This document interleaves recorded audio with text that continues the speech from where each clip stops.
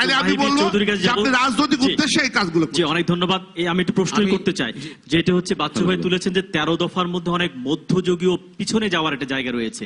যেমন বলা হচ্ছে নারী পুরুষ একসঙ্গে মেলামেশার জায়গাটা রয়েছে, মোমবাতি প্রজ্বলন করা যাবে না, এবং বিশ্ববিদ্যালয় কলেজে যে ভাস্কর্যগুলো থাকে, যেমন অপরাজয় বাংলা একটি মুক্তিযুদ্ধের ভাস্কর্য, বঙ্গবন্ধুর ভাস্কর্য, জিয়াউর রহমানের ভাস্কর্য, তাহলে এগুলোকে সব ভেঙে ফেলতে হবে?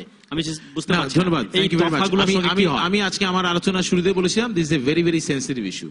যেখানে যে জিনিসগুলো আমরা কথা বলছি আমাদেরকে খুব কেয়ারফুলি কথা বলতে হয়, বিকজ বিশেষ করে আমাদের অবস্থাটা আরো বেশি মুশকিল, বিকজ এমন কিছু বলে ফেলা যায় না, হয় নাস্তিক হয়ে যেতে হবে অথবা রাজাকার হয়ে যেতে হবে। তো আমাদের দেশের মানুষের আজকে সেই পরিস্থিতিটা সেরকম, we have to be very very very careful about it. আমি আপনার এই প্রশ্নটা আসছি, আসলে এখানে আমাকে আসতে আমি জাস্ট 1 2 3 4 করে 4টা বিষয় বলতে চাই। 1 নম্বর, ইসলামী ফাউন্ডেশনের সম্মানিত মহাপরিচালক তার সম্পর্কে শওকত মাহবুব সাহেব যেটা বলেছেন, এটা সাংবিধানিক দায়িত্ব পালনরত অবস্থায় কোন রাজনৈতিক পক্ষ অবলম্বন করা সংবিধান বিরোধী, সেদিক থেকে বলেছেন। এবং আপনি যে কথাটা বলেছেন সেটা আমি আপনার সাথে একমত।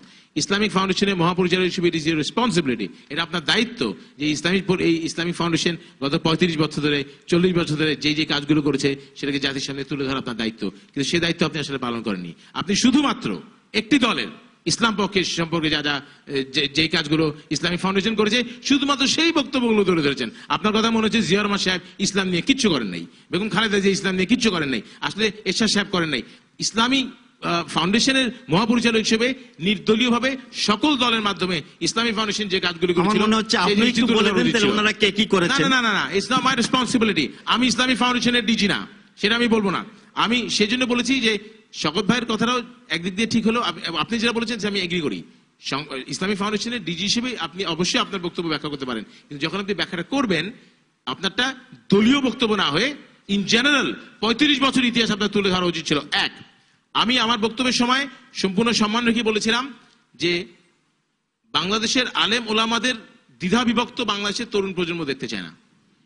যখন আমি অত্যন্ত আনন্দের সাথে আমি ওনার বক্তব্য শুনছিলাম, যখন বক্তব্য আসলো 71-এ মুক্তিযুদ্ধে রাজাকার আলবদররা বাংলাদেশের সাধারণ মানুষের উপর যে অত্যাচার করেছে, এই বিষয়ে বাংলাদেশের সমস্ত আলেম ওলামার একত্রিতভাবে এদের বিচার দাবি করা উচিত ছিল, correct. At the same time যখন আবার বাংলাদেশের মাটিতে 90% মুসলমানের দেশে রাসূল সাল্লাল্লাহু আলাইহি ওয়াসাল্লামের চরিত্র হরণ করে যারা বক্তব্য দিল, সেই ব্যাপারে ইসলামী ফাউন্ডেশনের ডিজি হিসেবে আপনার বক্তব্য আজকে প্রত্যাশিত ছিল, সে বিষয়ে আজকে আপনি কোনো বক্তব্য রাখেন নাই। That is what I want to say. এই জিনিসগুলোকে আমার মনে হয় নিজের বিবেকের অবস্থান থেকে নিজের বক্তব্যটা স্পষ্টভাবে বলা উচিত। সবকিছু সবার সাথে মিলতে হবে তা তো ঠিক নয়, এই জিনিসটা আমার মনে রাখা উচিত। 2 নম্বর, আমি বাচ্চু ভাইয়ের সাথে বাচ্চু ভাই এমনি আমার খুব পছন্দের মানুষ, but that's beside the point. Bachchu ভাই 71-এর ঘাতক দালাল নির্মূল কমিটি এবং সম্মিলিত সাংস্কৃতিক জোট যদি 13 দফার সাথে একত্রিত না হয়, আমিও একমত না। এর মধ্যে অনেকগুলো জিনিস আছে আমি একমত না, আবার অনেকগুলো জিনিস আছে আমি মনে প্রাণে বিশ্বাস করি এটা বাস্তবায়িত হওয়া উচিত। 13টার মধ্যে 13টাই মানতে হবে এমন কোনো কথা নেই, কিন্তু ঠিক যেই দিন আপনাদের এই যে হেফাজতে ইসলাম লং মার্চ দিল, সেই দিনই আপনাদেরকে হরতাল ডাকতে হবে। That was not necessary. এটা নেসেসারি হওয়া উচিত, তাদের কর্মসূচি তারা পালন করতে পারতো। এটা মনে হলো যে অ্যাজিভ, যেটা আরিফ ভাই একটু আগে যেটা বললেন, যখন ওনার চিটাগাঙ্গে গিয়েছিলেন ওনাদেরকে বাধা দেওয়া হয়েছিল, মনে হয় যেন একটা রিভেঞ্জ, একটা প্রতিশোধ নেওয়ার একটা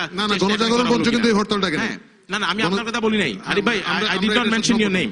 আমি বলতে চাচ্ছি ঘাতক দালাল নির্মূল কমিটির একমাত্র কাজ, যে কারণে তার এখানে কমিটি গঠন করা হয়েছিল, যে 71-এর ঘাতক এবং দালাল যারা বাংলাদেশের সাধারণ মানুষের উপর অত্যাচার করেছিল তাদের বিচার নিশ্চিত করা, তাদেরকে নির্মূল করা। 13 দফার বিরুদ্ধে আওয়ামী লীগের বক্তব্য থাকতে পারে, কিন্তু আপনার সম্মিলিত সাংস্কৃতিক জোট বা ঘাতক দালাল নির্মূল কমিটিকে ওই একই দিনে যেদিন লং মার্চ হবে সেই দিনই একটি হরতাল ডেকে সংঘর্ষে বা সহিংসতা একটা জায়গা তৈরি করে দেওয়াটা মনে হয় সমীচীন হয়নি, সেটা আমার বক্তব্য ছিল। আচ্ছা, শেষ কথা বলিনি। মুনাফেকের বিষয়ে একটি বক্তব্য তুলেছেন মাননীয় মন্ত্রী শাহজাহান খান সাহেব। আমি আসলেই সম্পূর্ণভাবে একমত। যদি কোনো আলেম সাহেব এ ধরনের মিথ্যাচার করে থাকেন, সেটা দায় দায়িত্ব তাকে অবশ্যই গ্রহণ করতে হবে, সেটা অধিকার তার নাই। But at the same time সরকারের মাননীয় প্রধানমন্ত্রী সারা বাংলাদেশের মানুষের প্রধানমন্ত্রী, তিনি মুখ দিয়ে যে কথা বলবেন, সরকার মুখ দিয়ে যে কথা বলবে, সেটাকে আমরা বিশ্বাস করতে চাই। মাননীয় প্রধানমন্ত্রী এবং সরকারের পক্ষ থেকে স্পষ্টভাবে বলা হয়েছে যে আপনার হেফাজতে ইসলামের লং মার্চের অনুষ্ঠানে কোনো বাধা সৃষ্টি করা হবে না। সেইখানে জায়গায় জায়গায় সরকারি পরিবহন বন্ধ করে, রেল লাইন বন্ধ করে, ট্রেন বন্ধ করে, নৌকা আপনার ফেরি বন্ধ করে, বিআরটিসি বাস বন্ধ করে, এটা কি মুনাফিকির পর্যায়ে পড়ে কিনা সেই বিবেচনা অবশ্যই আপনাদেরকে করতে হবে। ধন্যবাদ। জি মাহি ভাইকে অনেক ধন্যবাদ। আমি যাবো একটা আপার কাছে যাব। হেফাজতে ইসলামের আজকে যে মতিঝিলের মঞ্চ থেকে একটা বলে নারী নেতৃত্ব সম্পর্কে তাদের যে নারী নেতৃত্ব হারাম, তো আপনি তো নারী নেতৃত্বের একটা অংশের মধ্যেই পড়েন এবং বিএনপি সেটা কিন্তু সংহতি জানিয়েছে, তো এটা কিভাবে দেখবেন? উপস্থাপন করা হচ্ছে রুবেল ভাই, আমাদের এই না, আজকে মতিঝিল থেকে বক্তব্য দেওয়া হয়েছে। আমি দফা বলিনি, বক্তৃতা বলেছি। না মাওলানা সাহেব, এটা বক্তব্য বলা হয়েছে। এবং নারী পুরুষ একসঙ্গে কাজ করতে পারবে না সেটাও এখান থেকে বলা হয়েছে। আর লিখিত দুটো এক জিনিস না, আমি প্রথমেই বলি না। তাইলেও তো বড় ভেবে গেল। আমি শেষ করি। প্লিজ। সবচেয়ে গার্লস গাইড বা স্কাউটে প্রথম 1000 লোকের যদি একটা লাইন থাকে, ওরা কিন্তু সবচেয়ে সিস্টেমেটিক। প্রথম জনকে যদি জিজ্ঞেস করা হয় কি দিয়ে খেয়েছো, ডিম দিয়ে, শেষের জন্য গিয়ে কিন্তু মুরগি হয়ে যায়। তো আমি সেই হিসেবে বলছি, আজকে যারা এখানে মুসলিম উলামারা এসেছিলেন, তাদের ছেলে মেয়েরাও কিন্তু হাজার হাজার লাখ লাখ মেয়ে কিন্তু ঢাকা বিশ্ববিদ্যালয় সহ বিশ্বের অনেক বিশ্ববিদ্যালয়ে পড়ে। এবং তারা অনেক, কারণ এরা কিন্তু কেউ ওরকম না, কট্টর না, তারা কিন্তু ধর্মপ্রাণ মুসলিম। আর এই যে শর্তের কথা, নারী নেত্রী নিয়ে যারা যদি তেনারা যদি সিরিয়াস হয়, আমরাও কিন্তু তখন সিরিয়াস হবো। আর বিএনপি কিন্তু তার সব 13টা পয়েন্ট নিয়ে কিন্তু বিএনপি তাদের সাথে একত্রতা ঘোষণা করে নাই, যেটা আমাদের শওকত ভাই বলেছেন যে কি নিয়ে বিএনপি একত্রতা ঘোষণা করেছে। আর একটা জিনিস মাহি ভাইয়ের সাথে আমিও একমত যে চাওয়ার সময় কিন্তু মানুষ অনেকগুলো জিনিসই চান, কিন্তু দেওয়ার সময় প্রথম 2-3টা হলেই কিন্তু যারা 6 দফা চেয়েছেন 6 দফাই পুক্ত না হলে তারা ঘরে ফিরবেন না, এটাও যেমন ঠিক না।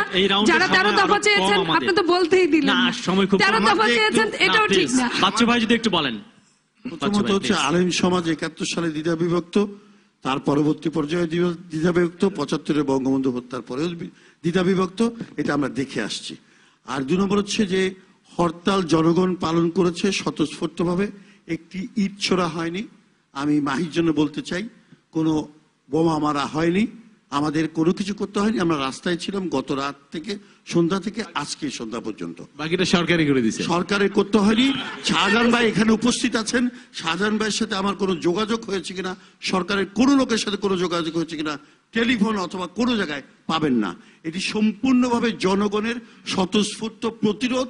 কেননা এই আলেমী সমাজের নামে হেফাজতে ইসলাম যেই বাংলাদেশে বিপর্যয় ডেকে আনছিল, বাংলাদেশকে সেই বিপর্যয় থেকে রক্ষা করার জন্য হরতাল দিয়েছে, শান্তির জন্য হরতাল। জি বাচ্চু ভাই ধন্যবাদ। আপনি যদি বলেন যে বিপর্যয়ের জন্য এই আসলে লং মার্চ এবং মহাসমাবেশ। হ্যাঁ, বিষয়টা দেখেন, প্রথম আমি এই যে ডিজি সাহেবের একটা বক্তব্যকে আমি বলবো যে উনি গভর্নমেন্টের বিরুদ্ধে উনি একটা অভিযোগ নিয়ে এসেছেন। সেটা হলো উনি বলেছেন যে আমরা ফতোয়াকে আমাদের এই সরকারের আমলে এসে আমরা আদালতের মাধ্যমে জায়েজ করে দিয়েছি। এতে বোঝা গেল আদালতের উপরে এই সরকারের ক্ষমতা চলে, এটা উনি প্রমাণ করেছেন। এটা সরকারের বিরুদ্ধে ওনার বক্তব্য। আচ্ছা, তা হ্যাঁ, এরপরে হলো মাওলানা সাহেব, আমি যে প্রশ্নগুলো করছি জবাব দিয়ে। আচ্ছা, আপনাকে সহযোগিতা করলাম আমি। না, আমি আপনাদের এই সভা সম্পর্কে, সবাই কিছু বক্তব্য সম্পর্কে যে প্রশ্নগুলো আমি করেছি, আমাকে দয়া করে একটু জবাব দেন। আমাকে সিরিয়াল অনুযায়ী আসতে হবে, অনেক প্রশ্ন আমার হাতে আছে, যদি সময় কুলায় সবগুলি দিব ইনশাআল্লাহ। হ্যাঁ, যেগুলো আমার সংশ্লিষ্ট চলবে আজকে সারা রাত, আপনি দিতে থাকেন। এই যে আরেকটা বিষয় আছে, গণজাগরণ মঞ্চে ওনারা বলছেন যে আমরা তো ইসলামের বিরুদ্ধে নই। একটা তো আমি আগে দেখালাম যে রাজীবকে জাতীয় বীর ঘোষণা করা হয়েছে। আরেকটি বিষয় হলো ওনারা 6 দফা দাবি সম্বলিত একটা স্মারকলিপি দিয়েছিলেন স্পিকারের কাছে। সেখানে একটা ছিল ধর্মীয় রাজনীতি নিষিদ্ধকরণ। কাজেই যেখানে আপনারা ধর্মীয় রাজনীতি নিষিদ্ধ চাচ্ছেন, সেখানে ধর্মীয় দলগুলো আপনাকে সেখানে গিয়ে পায়ে ঘি মালিশ করবে, এটা আপনারা আশা করেন কি করে? যেখানে আমার নবীকে আঘাতকারী, আমার নবীর উপরে চরমভাবে আঘাতকারীকে যেখানে আপনারা জাতীয় বীর করলেন, ধর্মীয় রাজনীতি নিষিদ্ধ দাবি করলেন, এরপর সারা দেশের মুসলমানদের মধ্যে অন্তরে কি খুব সৃষ্টি হয়েছে। চট্টগ্রামে আপনারা যেতে চাচ্ছিলেন, সেদিন যদি উলামায়ে কেরাম হরতাল দিয়ে আপনাদেরকে প্রতিরোধ না করতেন, আপনারা সেখানে গেলে কোনো অঘটন যে ঘটতো না, এর কোনো গ্যারান্টি কেউ দিতে পারতো না। আপনাদেরকে রক্ষা করা হয়েছে। আর আজকে আপনারা তার প্রতিশোধে আমাদের এই কর্মসূচিকে বাধাগ্রস্ত করার জন্য আপনারা হরতাল দিয়েছেন। আমরা দেখিয়ে দিয়েছি জনগণ আপনাদের সাথে না আমাদের সাথে। জি অনেক ধন্যবাদ। একটি প্রশ্ন তিনি করেছেন না, দুঃখিত যে আপনি জবাব জবাব দিলেন না আপনার জুনাইন সাহেবের। আমাকে সময় দেন, আমি জবাব দিব। জুনাইন সাহেব যে কথাগুলো বলেছেন সব মিথ্যা কথা বলেছেন। জি একটু যদি বলেন, তিনি বলেছেন যে আমাকে সময় শাহবাগের দেন। 6 দফা একটি ছিল যে ধর্মভিত্তিক রাজনীতি নিষিদ্ধ করতে হবে, সেটা তিনি মানতে পারছেন না। তো 72-এর সংবিধানে ধর্মভিত্তিক রাজনীতি নিষিদ্ধ ছিল, এই প্রেক্ষাপটে যদি আপনি একটু বলেন। মৌলানারা মিথ্যা কথা কবে, এই কথা ঠিক না। একটা হলো যে আমি অন্য কারো কোনো বক্তব্যের জবাব দেওয়ার দায়িত্ব আমার নয়। আপনি তো দেখেছেন কালকে আমি আমার টেলিভিশনে, বক্তব্যের জবাব দিই। আপনি তো দেখেছেন জুনায়েদ সাহেব কি বলেছে সরাসরি, এবং ভাই তসবিহ আছে, মাথায় টুপি আছে। আমি বিস্মিত, একটা লোক টেলিভিশনে দেখা যাচ্ছে আলফালা মসজিদের সামনে 5টা কর্মীকে মারছে এই আমাদের হেফাজত ইসলামের কর্মীরা এবং মুসল্লিরা, এবং আমরা অবাক হয়ে গেলাম। জুনায়েদ সাহেব সেটাকে বলেন যে ছাত্রলীগের কাজ। কোথায় ছাত্রলীগ? আপনারা সব জায়গায় ছাত্রলীগ, নাসির ভাই আওয়ামী লীগ কি কথা দেখেন কেন? বলবেন? আওয়ামী লীগ ছাত্রলীগের সমর্থকরা আজকে কোথাও আমাদের কর্মীদের উপরে আক্রমণ করে নাই? না, না। আপনি এই কথাটা বলতে পারবেন? না, না, একেবারে মৌলানা সাহেব কোথাও। সেটা পড়েন। কোন- আপনি 71-এর কোথায় টেলিভিশন করেছে? চ্যানেলের হ্যাঁ? যে ফরিদপুরে 71-এর, করছে। এই যে ভাই সাহেব কোথায়? ফরিদপুরে। 71-এর চট্টগ্রামের পুলিশ এবং টেলিভিশনের ছাত্রলীগ চ্যানেলের যোগ করবে কর্মীদের উপরে আক্রমণ। যে শাহজাহান আক্রমণ সাহেব, করেছে, একটা জিনিস সেটা দেখেন, আপনার ফরিদপুরে মৌলানা হেফাজত জুনাইদ ইসলাম বলেছেন, থেকে আওয়ামী লীগের একজন হেফাজত হত্যা ইসলাম করেছে, মাওলানা হয়ে হেফাজত মিথ্যা কথা ইসলাম বলেছেন, আপনারা আপনি সেইটা হত্যা আপনারা করবেন। লক্ষ্য করেন, এতদিন বন্দুকের নল ছিল জনগণের দিকে, এখন কিন্তু বন্দুকের নল কিন্তু আপনাদের দিকে চলে গেছে। শোনেন। গতকাল কামরাঙ্গীরচরে পুলিশের গুলিতে আওয়ামী লীগের কর্মী বা ছাত্রলীগের কর্মী মারা গেছে। আজকে ফরিদপুরে যা আওয়ামী লীগ লোক মারা গেছে, পুলিশের গুলিতে মারা গেছে। না, না। বন্দুকের নল কিন্তু ঘুরে গেছে, শোনেন, বন্দুক কিন্তু জনগণের মৌলানা কাছে চলে সাহেব, আসছে। আপনি ভুল এটা বলছেন। কোনো ব্যাপার আপনি না। এই কথাটি বলেন না। এটা পিটিয়ে মেরেছে আওয়ামী লীগের একজন নেতাকে, হেফাজত ইসলামের লোকজন পিটিয়ে মেরেছে, সেটা আমি একটু- পরিষ্কার। আজকে আমরা- পুলিশ- অবশ্যই না, হেফাজত ইসলাম মারেনি। বাচ্চু ভাই, হেফাজত ইসলাম মারেনি, অবশ্যই। কালকেরটা গুলি ছিল। বাচ্চু ভাই, আচ্ছা, আমি আরেকটা জিনিস বলি, ইন্ডিপেন্ডেন্ট আপনারা টিভিতে এই দেখছি যা পুলিশ দেখেন বোঝায় আওয়ামী লীগ, বাস। শোনেন, পুলিশ বোঝায় বাসের উপর আজকে আওয়ামী লীগ আক্রমণ করেছে, ধারণা করা হয়েছিল এটা লং মার্চে যাচ্ছে। এটাও আসছে ছবি। আমরা আসলে পুলিশের বাস শুধু ছিল। তাই না, এটা পুলিশের বাসে ছিল। এইখানে আমি একটা কথা আমি বলতে চাই। গতকালকে আমরা একটা second round এ একটা share- ছাত্রলীগের কর্মী বলেছে যে পুলিশকে ছাত্রলীগ বলার পরেও তার পায়ে ঠেকায় গুলি করেছে পুলিশ। মেরেছে। এটা কিন্তু আইনমন্ত্রী প্রতিমন্ত্রী মহোদয়কে বলেছে, এবং আইন প্রতিমন্ত্রী মহোদয় একদম অ্যাস্ট্রনিস্ট আমরা হয়ে বোধহয় মূল দাঁড়িয়েছিল। আলোচনার বাইরে চলে আর যাচ্ছি। যদি আমরা অবস্থান গ্রহণ করার সিদ্ধান্ত নিতাম, তথাকথিত